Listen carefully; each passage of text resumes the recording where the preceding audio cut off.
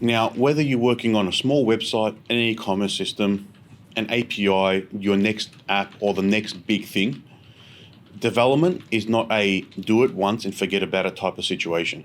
You don't get something developed, put it out to market, and never touch it again. Software is an evolving thing. There are a lot of external factors that come into it, and there's a lot of external, not just external factors such as the operating systems that get updated that you're forced to do out of your control.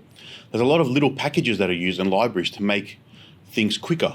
Otherwise, you have to build everything from scratch, and your very simple website with some fancy animations and transitions would end up costing you $50,000 rather than $7,000 from a web agency.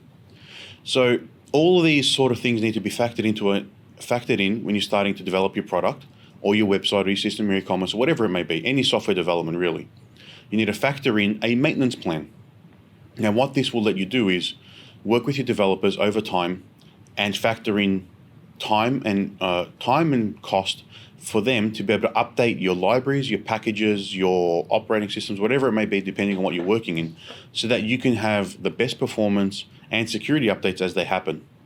If you leave your system alone and let it languish and just think, all right, it's done, we use it, we're breaking even, we're not making money off it, so we won't touch it, then what happens is it starts to feel slow over time.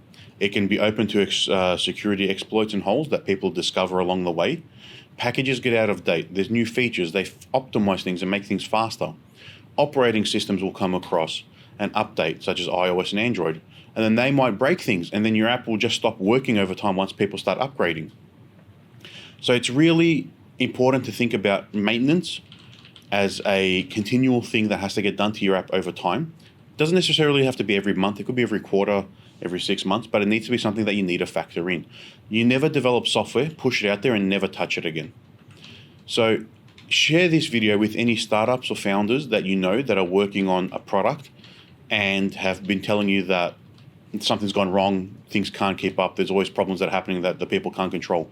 You tell them, share this video with them, and hopefully they can get some insights into what a maintenance plan, why you need one, and how things can wreck your app out of your control.